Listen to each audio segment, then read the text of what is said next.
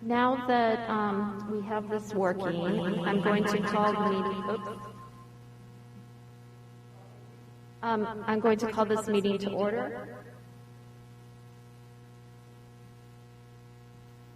It is now 9:13. Should I stop?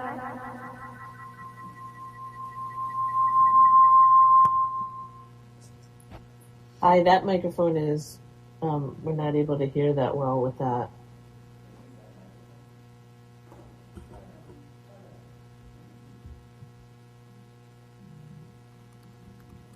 What about this one? That sounds a little better. Okay, it is now 9:14. It's still echoing. Can you all hear it? We can hear it. It is a little echoey, but we can hear it. Okay. I'm starting the meeting at 9:14. It's the District Diversity and Equity Committee Subcommittee on Training. The first, I have taken roll with sign-ins for the people who are present and with listing the people who are online. Right now I have online Carrie Whittle and Robin Jones. Is anyone else on there? If no, then we will proceed without calling roll because I'm just observing it. The first agenda item that I would like to address is asking someone to, should we wait for them to come back? Okay. Asking someone to be the secretary for the group. I found out we need to take minutes, and I can't handle both tasks. I know some people have the ability, but I don't. So I am wondering if anyone can volunteer, including people who are online.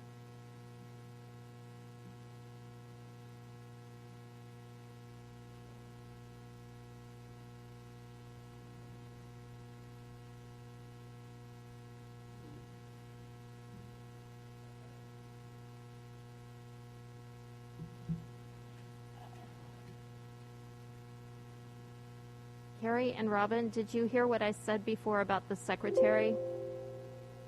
Repeat that, please. I would like to request someone to volunteer to be secretary for the subcommittee.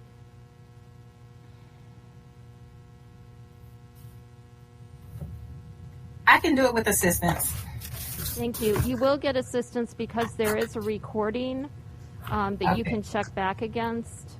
And I have the role and the very initial issues, and then I can send those over to you by email. Okay, perfect. Okay. And I can support you too, Robin. Thank you. Thank you very much. You're welcome. So the second item on our agenda is to hold a discussion on the training that we reviewed over the past month. That training was from the Jason Foundation, and where did I put the name of it? Kimberly, really quickly, I think we should verbally roll call, even if you just read the list, just so that we have a recording, because that's made public. Sorry.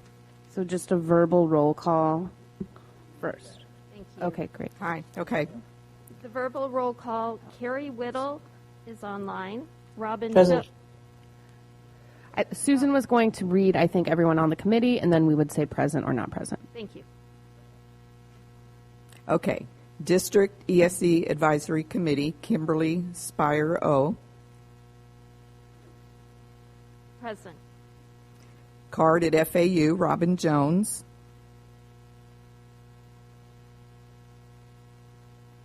Here. Okay. Card at FAU, Carrie Whittle. Present. Hispanic Chamber of Commerce of Palm Beach County, Maria Antunia.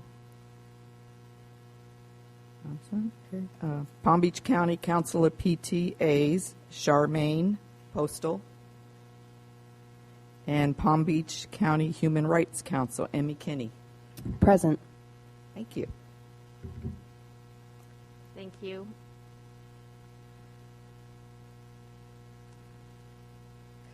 going back, I wanted to review the 2022 mental health issues surrounding suicidal ideation, Module 2, from the Jason Foundation.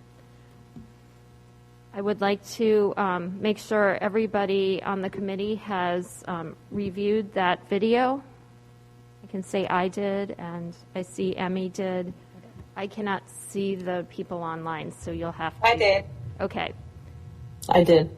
All right, I'm going to open it up for discussion on what advantages you saw, if there was anything missing, if you wanted to note things that are important that were included, and just kind of overall evaluate it.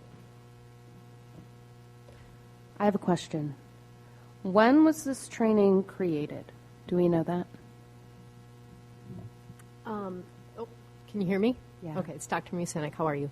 I'm not sure. We have to look at the copyright on it. It is one of the recommended trainings from Florida DOE, so we'd have to go back. But it's probably, I would imagine it's dated a few years. Should I go first? Yes, please. So I represent the PBC-HRC, looking out for the LGBTQ kids, as I'm sure you know by now. I was very struck at the lack of coverage on LGBTQ students. It seemed to me like the training was made maybe in the early 2000s, possibly the late 90s. There is so much more that we know, but I just wanted to read for the record the only part that addressed LGBTQ students. The slide was titled "The Gay or Lesbian Teenager." It was around 4 minutes and 49 seconds of section 2. They say, at a time in life when understanding sex is difficult anyway, a student who is grappling with insecurity about sexual identity is particularly at risk. This student can feel especially isolated. There are conflicting statistics concerning whether suicide among gay and lesbian teenagers may be higher than among straight peers. And that's all they said about it. So now, 30-ish years later, 20-ish years later, we know that there are not conflicting statistics. It's very well known now that LGBTQ students are at a higher risk, especially transgender students. Transgender students weren't mentioned even once in this training, and they're about 4 times more likely at a national level to attempt suicide. And we expect those numbers to rise. They are rising. Teen suicides rates are rising. I just read an article about this the other day across all demographics. So I think this training needs to be updated. At first, I was thinking maybe it could be supplemented with something from the Trevor Project, which is the leading organization addressing suicide among LGBTQ youth. But overall, I mean, the trainings were so old, they called computer and video games media games. I don't think anybody uses that terminology anymore. Even with social media, I mean, so I just know from personal experience that cyberbullying and just the whole new world of bullying because of social media, not to mention just the overall mental health aspects that social media bring into it. You know, students comparing themselves to others and feeling isolated when you see your friends posting things online. I don't know what the options are. I did try to research a little bit what other, school districts use, but I think overall the training felt very outdated to me, and I was not surprised, but I was disappointed to see that transgender students were not mentioned even one time. Understood. As far as the question regarding supplementing, is there anything from the Trevor Project on the accepted curriculum list? I would have to double check. I don't believe it is. But there are a number of different modules from Jason Foundation, so that's one of several different modules that were on the list. Module 2 was picked for last year. moving forward, we would choose a different module. We wouldn't repeat the same training each year. We try and vary it. But we would pick our suicide prevention and awareness training from the Florida DOE approved list. Are all of the modules for the Jason Foundation on that list? Yes, Okay. that we provided you. So a training has to be on this list to be considered. At this point, yes, because we were looking, using this Florida DOE list, we were able to, one, if we had enough personnel trained, we would like to have a suicide prevention designee school. If we have enough people in each of the schools trained, we get that designation by the state. And so we're working towards that, and we're going to be reviewing all the data over summer as to how many people have taken it and, if we have reached that threshold, because we would, we're trying to increase suicide awareness. But yes, we choose our curriculum based on state recommendations. And just to confirm, this is a optional curriculum out of the choices that people have to do? Correct. Okay. And which, I know you might have mentioned this before, but now that we're really doubling down on this, which staff levels are given the opportunity to take this? It was put out to all school-based personnel to take this training. So one of our, actually, we had a team and they reviewed the different components of what Florida DOE offered, and it was decided to start with Module 2. Right. And then we'll pick something different going forward. But 2 hours of suicide prevention training are required per year, correct? Yes, it was required for this past year. We have new requirements coming up from Florida DOE. We have mandatory suicide awareness training, or it's not suicide, it's mandatory mental health awareness training that is required by a new statute. And we are required to have 80% of our school staff trained in the mental health awareness curriculum, but we haven't been told what that is yet. So I'm unable to share it with you. In the past, it's been youth mental health first aid, but we don't know if that's what's going forward.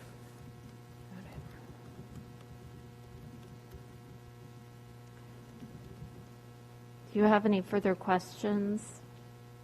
Not right now. I'm sure I will, but can go on to someone else. We have access to all of the modules just by signing up as we did. I believe so, yes. I actually tried to do that. I couldn't. It said I wasn't registered for it, so I don't know if I need. You weren't registered for 2? I tried. I watched module 2, but then I tried to click on the other modules. Then you might have to go in and register for those separately. I'm not sure. Okay. Okay, I only see the agenda, so I can't see who is online or if you are, oh, I'm sorry, I didn't know to look up there. Carrie or Robin, did you have any questions or comments? I just had a couple. I didn't notice a lot on individuals with disabilities too, and how, they might be affected by this as well. I saw some things like individuals that might have anxiety or ADHD, things like that. But I think it's over 90%. I don't have the exact number, but it's over 90% of kids with disabilities are bullied. And I know that was a big part that they were talking at towards the end of the training. And I just think they might have missed over some important key factors of, watching out for our kids with disabilities and things like that as well. So, so I share some of the similar comments as any as well. And also, I know you said school-based personnel, but do we have a specific list of who those individuals are? Because I know we've talked before about, maybe it's important for other people to view this, because I don't know if that includes, the police, maybe aftercare people, paras, things like that, that are in direct contact with kids too, which, it might be critical for them to see it as well. And also parents. I know they spoke that the parents can take a lot of these trainings too. So I just wanted to kind of put that out there as, are there other groups of people that really could benefit from viewing this as well? I also wanted, so I'll just leave it at that for now. Okay, so school-based personnel are all of the personnel at schools, so that includes cafeteria and custodial, paraprofessionals, secretaries, anyone who is school-based. That's school-based personnel, and it's done by job code. Are school police included in that? I know you said that they had their own trainings, but I think they should be included in that one as well. School police have their own trainings, so that, we discussed that last time. That's something really to talk with Chief about in terms of, because they have all sorts of statutory requirements. So I don't have a full list of the trainings that they're required to take, but they're welcome to take any of the trainings that we offer as well. I understand the school police now have a new chief. I was told that we couldn't pursue finding out what their training was until they had selected a chief, so we can now go forward with that. And that might be a priority because I think a lot of issues in this realm might be coming from introducing police into the schools or at a much higher level. So our third agenda item, you might want to consider that. I would agree with that, Kimberly, as well.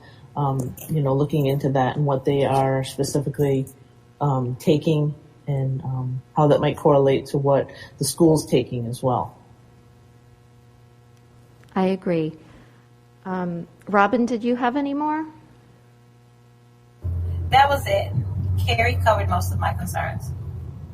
Okay, I am going to piggyback on Carrie's concern and specifically state, and maybe Carrie has the statistics, but students with autism or individuals with autism-related disorders have a very high rate of suicide and suicide attempts. I don't have the figures, but I know that I have read that and I could look up for future, but having specific reference to that, and also that there's a lot of intersectionality between people with autism and people in the LGBTQ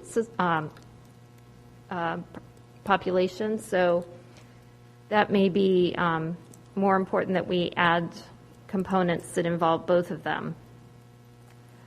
I do have a suggestion. Perhaps I could get you the list from Florida DOE of their list of trainings, and then you all can review them because we're not going to use Module 2. We don't want to repeat, we don't like to repeat curriculum.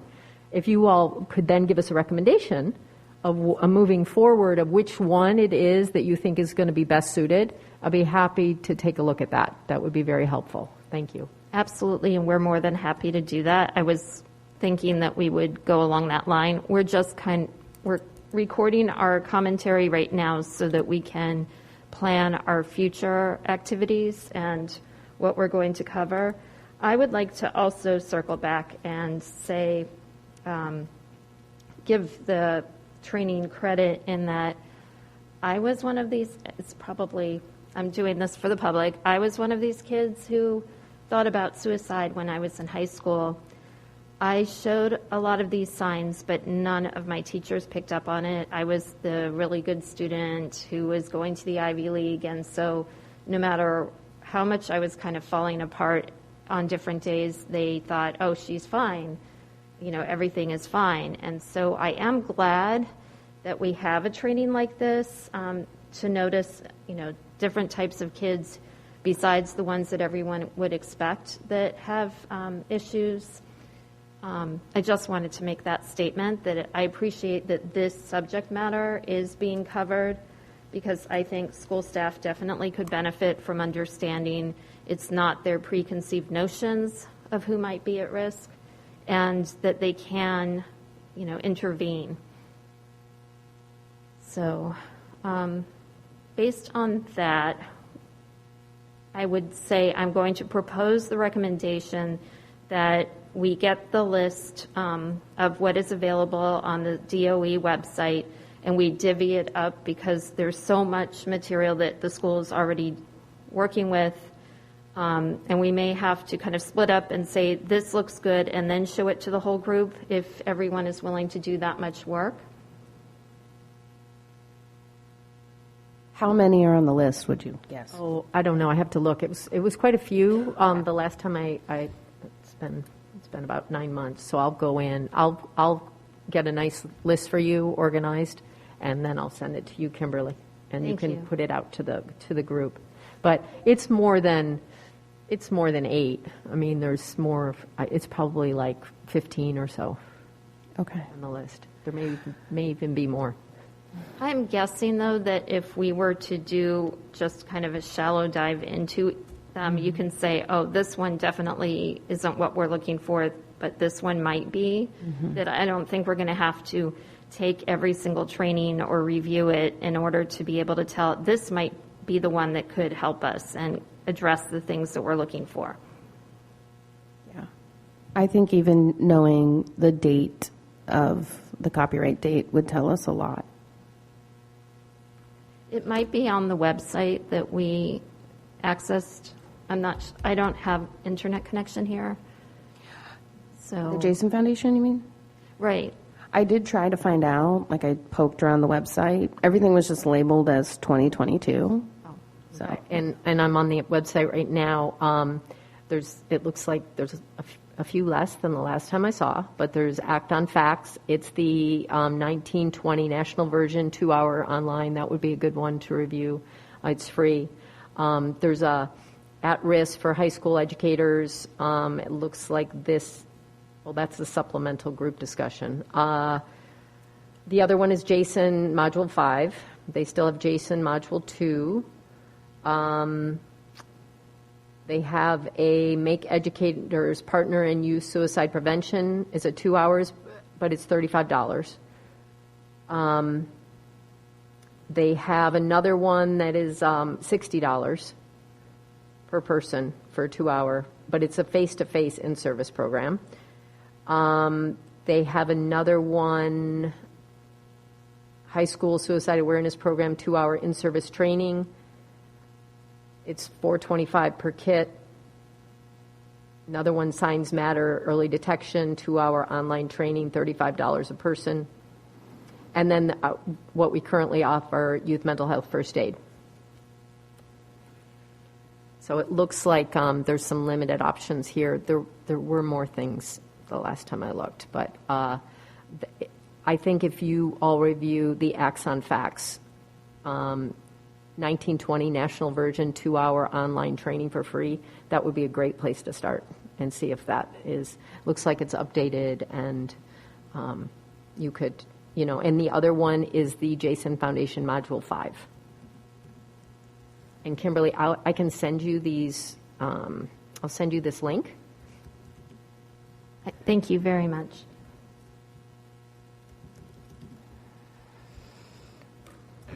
So let's hypothetically say that none of these trainings are found sufficient by this committee. What options would we have then to move forward? Your option would be to review other trainings and then provide us with a list of trainings that you think might be more appropriate. And then that would be a discussion. And of course, if there's a cost associated with it, that's a whole nother discussion. So, Okay. That was going to be my question. Are you guys open to taking videos that we may submit? We would have to, the purpose, like we didn't create our own suicide awareness and prevention training precisely because we were looking for national groups and national organizations and recognize expert groups to provide that training. So that's why we go to the national organizations for that. And we have a lot of licensed clinicians, a lot of PhD level clinicians. We don't create that training precisely because we look to the best practices that are used across the country. So it couldn't be something that was created within this group or, from a local university necessarily. We're looking for more national recognized curriculum and what's considered best practices. But the board is Okay, able. so if we found something out there, would you consider it? If we found something national that met that criteria, would you be open? Absolutely. I just have a question on the list of trainings that the DOE provides. Is this on a variety of topics, or is this on the one topic we're looking at right now? This is just the topic we're looking at now, as it pertains to the suicide awareness and prevention. Okay, perfect. Yeah, thank you. I would expect there are lists for pretty much any topic. I know there are the state-approved curriculum lists for all the academics, so they like to keep tabs on everything. And that may be part of our process moving forward. We might have to see, but it might be more to, see what the DOE has, see what the school's using, and see if, see which is the best fit for all. Absolutely. Does anyone have any more questions or comments about this particular training?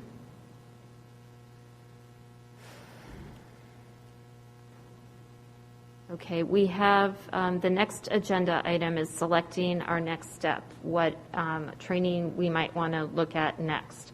However, we can also, in light of the discussion today, change it to, if we want to assign looking into, each of us looking into various trainings and whether we would recommend the rest of the group try those out. And I'm not sure that we can communicate to you in the middle of the month and make that decision without coming in for another meeting, correct?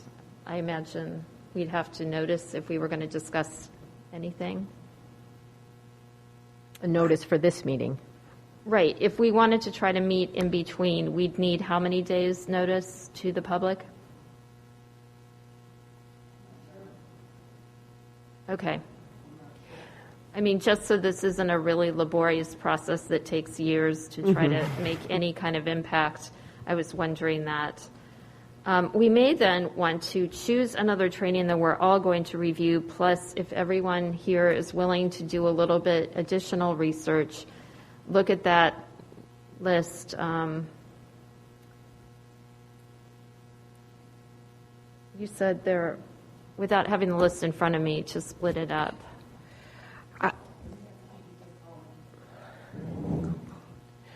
So I agree. I'm very concerned about the mental health status of our children, and I think that this needs to be we need to expedite this process as much as possible.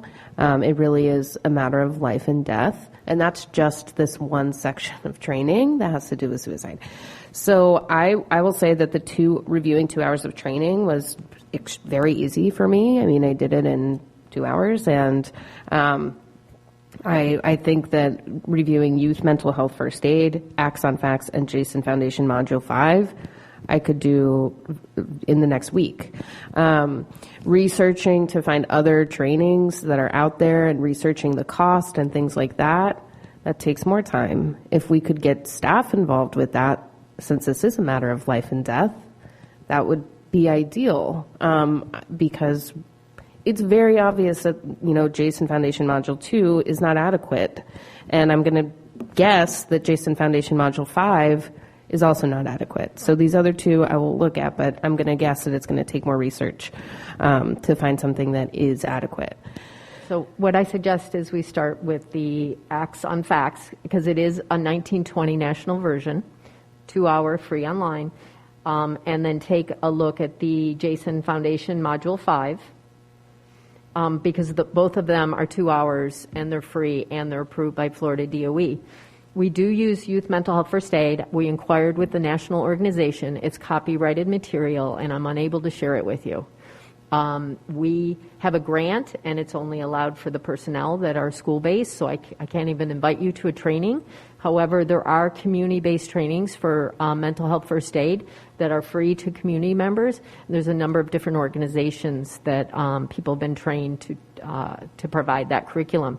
So I could, ask around and see if there's a place where you all could take that. It's a 6 to 8 hour course, and you would be able to see the content and what that entails. Great. That would be great. Other kind of like in line with suicide prevention is like bullying intervention. Bullying causes a lot of suicidal ideation and suicides. And I'm wondering what trainings are required or available as an opt-in for bullying interventions. Bullying falls under the Department of Safe Schools, and that's the director is Diane Wyatt. So she could speak to those trainings that fall under her department. Okay.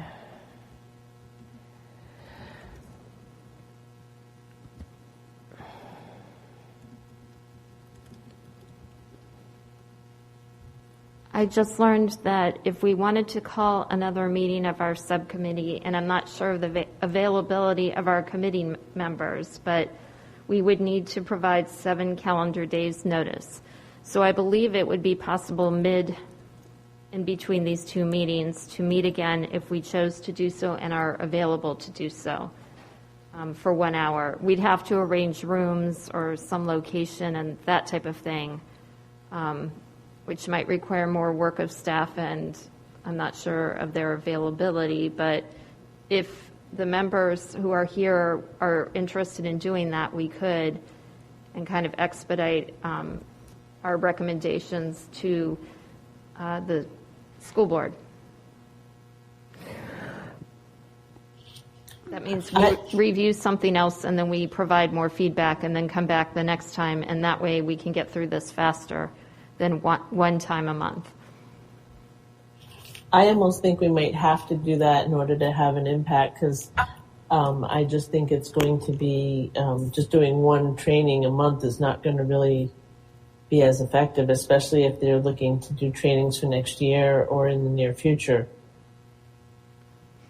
Would it be possible to do that training? It's easier for me to be able to schedule it if I do it virtually, but I've been coming here to try to help facilitate this.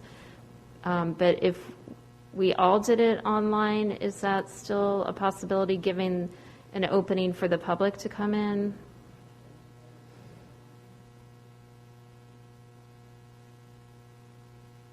I prefer it that way.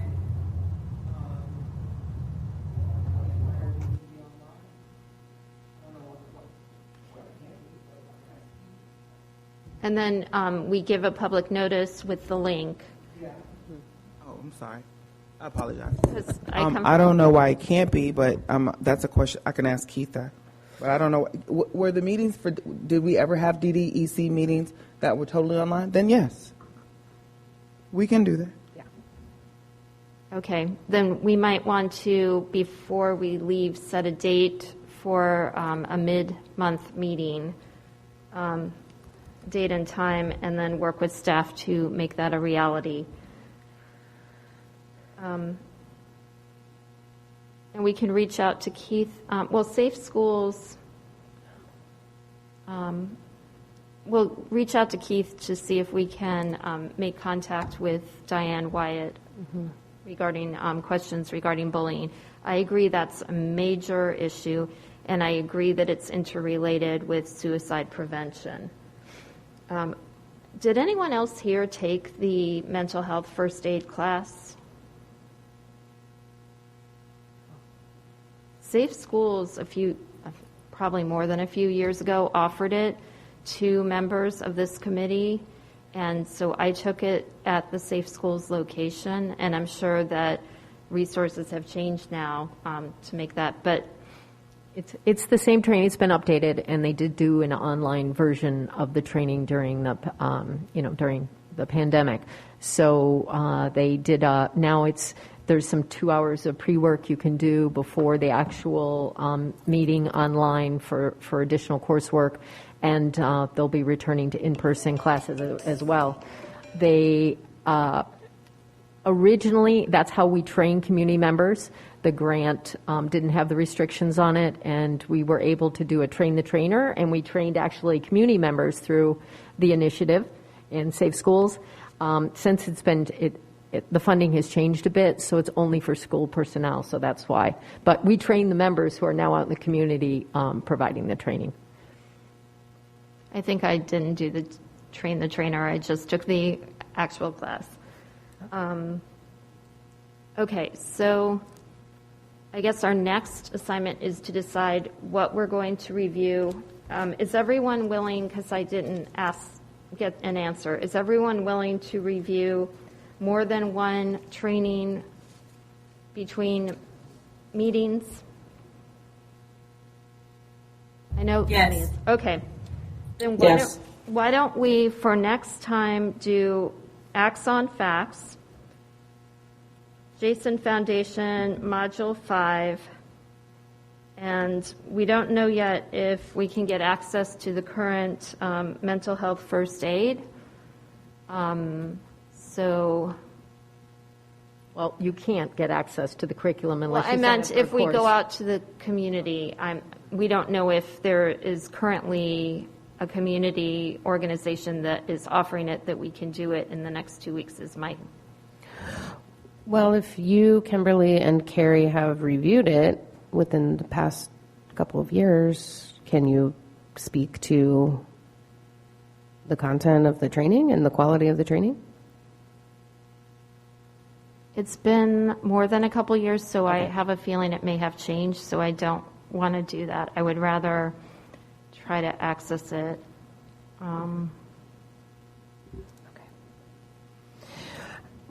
Then I agree we should start with Axon Facts and Jason Foundation Module 5 and review, come back together in a virtual meeting and talk about those in 2 weeks from now.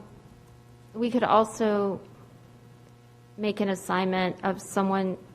I will volunteer to reach out to the school police to find out their lists before our next meeting. And if someone, once I talk to Keith and make sure that we're not breaching anything, if someone would like to reach out to Diane Wyatt to get their list, and then when we reconvene, we'll have more in this general vein that we can examine. I can reach out to Diane Wyatt. Okay.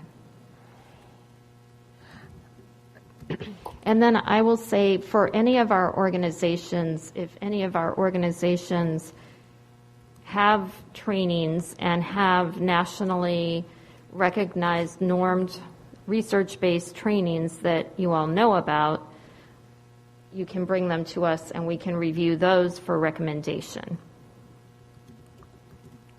I don't belong to an organization that happens to have that, but CARD may, and I'm not sure about the Human Rights Foundation. I will definitely be doing my own research on trainings that Compass may use or other LGBTQ organizations, but I also had a question, I don't know if now's the time, or maybe suggestion, discussion. I wanted to discuss the possibility of creating some kind of judging rubric to judge these trainings on so that we can have more of a, like a number scoring system so that when we have reviewed, let's say 20 trainings, they can be ranked in a more official way. I mean, I don't want to spend all of this time reviewing all of these trainings and then come away with, just a loose recommendation. Like, I want the school board and all school staff to know that we reviewed these trainings and came up with this one is adequate, this one's not acceptable. I don't think the Jason Foundation Module 2 training is acceptable to be using in 2022, not only because of the lack of acknowledgement of the LGBTQ community, but the lack of acknowledgement of social media's effect on children's mental health, the pandemic's effect on mental health. So I don't know how we can kind of make our recommendations be very easily understood by all of these people. Very good point. What rubric does the school district use? Because I don't like to reinvent the wheel if there's an existing one, and then we can add additional components of timeliness and different communities, making sure it covers the different communities. Any rubric that like teaching and learning would have to review curriculum wouldn't necessarily be helpful, but you could make up your own curriculum based on making sure that it addresses exceptional student education, students, LGBTQ, transgender. This was picked right at the beginning of the pandemic because we plan like 8-10 months out. Mm-hmm. So I don't know if there's anything that would have current information. I know we have lots of current statistics, especially from 2019 and 20. But I suggest you kind of look at, because you guys are looking for specific things, so you want to make sure that it hits on the topics that are, that are important to you all. So I suggest that you could say whether it was research-based, if it's a national curriculum, maybe where it's used, or if it's used in districts across the country, and then if it covers the areas that you believe are important. Right. And then also in that rubric would be the cost, if there's a cost associated with it, and how to access that curriculum. Thank you. Very helpful. Yeah, I think this would be like a diversity and equity rubric. So if it scores a 0 on the diversity and equity rubric. And perhaps, I don't know, but maybe Janina might have something along that lines as okay. Our manager. Perhaps she could assist. We might also, I know that we have is it Dr. Antunia missing, but we might urge the general population of the committee to send representatives so it's not just LGBTQ and disability that is commenting on it. I mean, I try to look at things through a general lens as well, but still I'm not members of certain communities that may have things they're looking for that I wouldn't know. So we can ask to add more members. We are going to create a rubric which research-based, year-created, cost, accessibility, and then diversity and equity. What word would I? We could add some factors. We can formalize it next time because I think in 2 weeks we would still remember this one and be able to quickly go through that, and then the ones that we are doing. So that will be the first order of business at our next meeting. I would like to ask if we can check our calendars so we can give staff enough time to put the proper notice in. So in about 2 weeks, what everyone's availability is. I think it might also be worth asking during the general DDEC meeting for availability. I know there were some members who were interested in being on the subcommittee but just couldn't make this time. So okay. Maybe, if it's a virtual meeting, my schedule is pretty much wide open. Okay, we will ask to be added to the agenda or in the towards the end, we can ask to schedule it. We have 3 minutes left before the other meeting is supposed to start, but I thank all of you, and I think we got a good start on our work and got kind of a better idea of how we're going to proceed. And I appreciate your coming early on on the Thursday when you have 2 more hours. Does anyone else have any further comments? I just go ahead. Oh, I just had a question. The Axon Facts, Where do we access that particular training? Is it on the Jason Foundation as well? No, it's not by Jason Foundation. It's by another organization. I'm going to look for links, and I'm going to send them to Kimberly O as soon as I have those links for you. You can get started with the Jason Foundation, the Module 5. I think you might have to re-register, so you can get started with that, and then I'll look for the Axon Facts link to send, or at least the directions. I'm not sure. I have to find them. I did see one online, but I wasn't sure. I just want to make sure it's the correct one that I'm... This one is listed as the 1920 national version. Okay. That was listed on the website. The links that you send also have to go to Susan because I can't email anybody on the subcommittee myself. So I will send them to me. Yeah, perfect. So, and we're going to get lists from Diane Wyatt of trainings. And do we have lists from, the ones like we're reviewing now? Do we have lists of their required trainings? Like the mental health one and other ones? We have a larger list of what the district uses. I thought everyone got it, but I can check again. Yeah, I don't remember receiving that, but okay, great. Thank you so much. And if CARD has anything, I know it'll be autism specific, but if we find that none of the trainings address this, then we could make it an additional component. I know that's difficult to do, but just make me aware if there's anything you want to introduce for review. I definitely will, because I think there are some out there that are really good, specifically dealing with this topic. And I think it might be important to share that. So I will definitely bring that at our next meeting. Okay, thank you. At this point, unless anyone else has anything to say, I will adjourn the meeting at 9:59. And I will get the notes that I have to Robin. Thank you. Yes, thank you.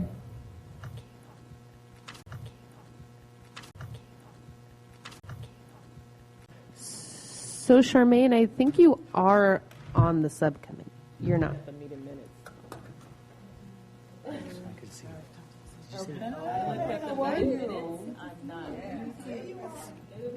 Yeah, you said you wanted to be added. No, I said as a chair, I will always be here to support and always come on, but I do not need to be on the committee. I will let them do their work.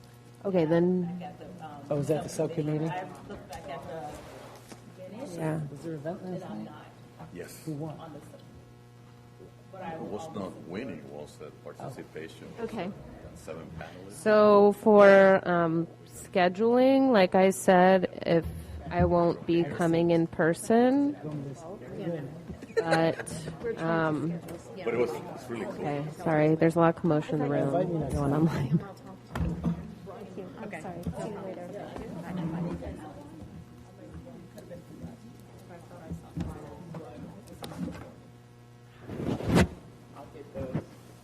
You guys, oh, you're looking at dates? Yeah. And I can look at some dates as well. The 11th? I can't on the 11th or the 12th, but I am free on the 13th.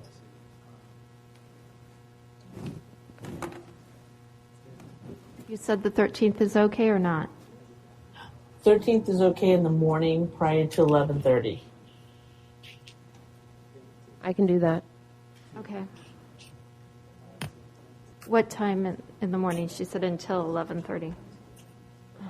10 Okay. to 11. 10 is fine.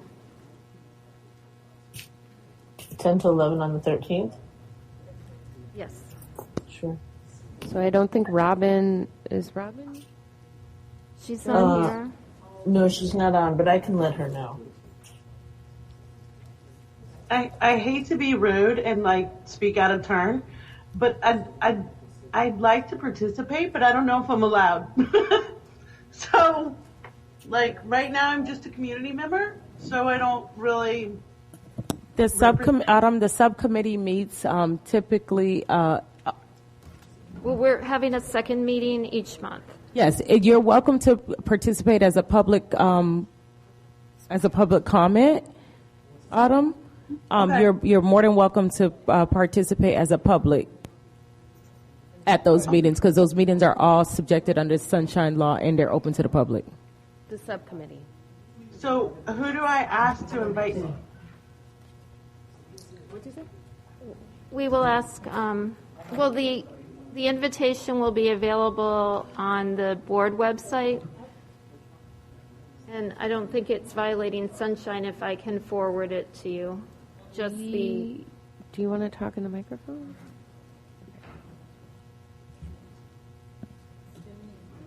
Okay. Then I'll wait to see. well, we're talking the 13th at 10.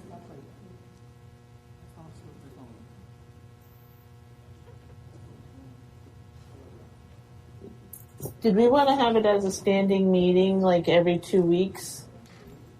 My schedule is Okay, that's fine. during the days. I have IEP meetings whenever, and so I need the flexibility during the day. Sure. So we can do it month to month kind of thing? Yeah, if that's okay. Totally fine. Can we let Autumn know the trainings that we're going to be reviewing at least ahead of time? I don't There- see why there's not. things that We'll make it public information as well because we're putting it on the committee agenda. So when we put out the notice for the meeting, we'll also say what the training is. And so far, the ones that we're looking at are available online. So I'll work with Susan on that, if that's okay. Sorry, tell me, what are we doing? I'm going to send you links for the trainings we're doing so you can put Okay. that in the public notice of the next meeting. And the next meeting is going to be on the 13th of May at 10 a.m. to 11 a.m. And we're going to do it online if we get permission. Okay, and will I need to send a Google Meet in the invite, and I'll need to post that? Okay, And then post it on wherever it gets posted. right. Okay, Thank you. okay, thank you. So I have another meeting like in 3 minutes. I'm going to have to do it on the phone in the car. Thank you. Thank you so much.